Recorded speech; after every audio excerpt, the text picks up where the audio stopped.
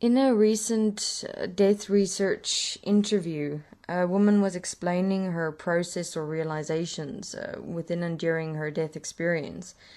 And she opened up an interesting point with regards to explaining the Trinity relationship within and as which human beings exist as the mind, beingness, and physical body. One can learn more of this Trinity relationship and how it was created in the Reptilian Atlantean Cryon interview series available on EQAFE, and one can also understand more of its design in the Death Research interview series with regards to what being realize of the reality of their existence within and between the mind, beingness, and physical body. So, in this interview, she explained a fascinating thing, essentially showing what it is that create or manifest the ability for example, something like imagination to in fact have an physical effect on the physical body, and how one seemingly innocent imagination has consequence within our minds into and as the depths of the physical body. For example, we believe that whatever we create in the mind, whether it be a thought or whether we have a conversation in the mind or imagine or fantasize, that whatever we participate in a moment, in our minds, we've believed, just goes away. Like it's just there for that moment, when in reality, in the quantum mechanics of consciousness, physical relationships, this is not in fact so. Whatever we think, imagine, speak, or experience in our minds is a moment we create in the dimensionality or interdimensionality of our consciousness. It is produced from and of a relationship between our consciousness and the physical body, from a substance within our quantum physical existence. So, for example, as you create a fantasy in the mind, that creation process is dimensional as well as physical.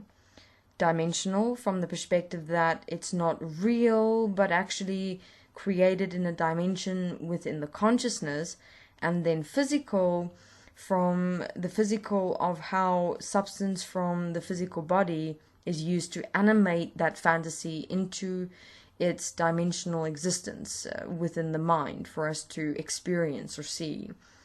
Now, whatever you then fantasize actually resonates and ripples its design, format, structure into and as the physical body, the substance of the physical body, and forms a memory. That memory stays there in the body as a live creation and affects your mind in many ways, as that fantasy now as a memory in the physical body can connect to other memories, personalities, emotional feeling bodies, to the extent where one fantasy can, for example, determine what you feel and, for example, so determine your choices, decisions, and experiences in relationships or sex without you even realizing it. Now, imagine how much you have fantasized or imagined within and throughout your life, and you have no idea how those creations as memories, now in the physical, are affecting your thoughts, your experiences, and so influencing your choices and decisions within your life experience. I would really start investing in the interviews walked in EQAFE, as within and as the series we explain in detail our existence as consciousness, the effects or influences imaginations, thoughts, internal conversations, reactions has on our self-definition, living and experience in ourselves, our bodies, and our lives. And so come to see, realize, and understand that we're not that all that meets the eye of consciousness as what one is only aware of, in your conscious or subconscious mind.